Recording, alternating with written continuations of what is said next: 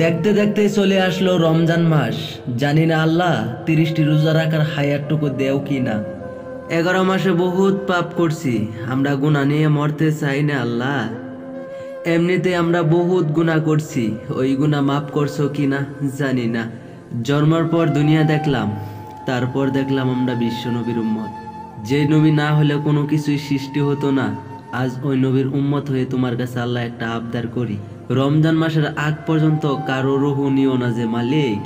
অন্তত একবার সুযোগ দেও এই 30টি রোজা রাখার তোমার বান্দাকে। তুমি না বলেছিলে তোমার দরবারে যে বান্দা দুটো হাত ওঠা তার হাত তুমি খালি হাতে দেও না? তোমার কাছে ভিক্ষা চাই, এই রমজান মাসে কারো শরীর অসুস্থ বানিও না যে। যাদের বেমার আছে প্রত্যেক মানুষের বেমার ভালা করার মালিক হইলা তুমি। আজ ছোট বড় কিছুই দেখো না যে, সবার শরীর সুস্থ বানিয়ে পবিত্র মাসে 30টি রোজা রাখার জন্য একটা বার সুযোগ দেও। হাই এভরিওয়ান, আশা করি সবাই এই পবিত্র মাসের 30টি রোজা রাখবো। সবাই ভালো থাকো, সুস্থ থাকো। ধন্যবাদ।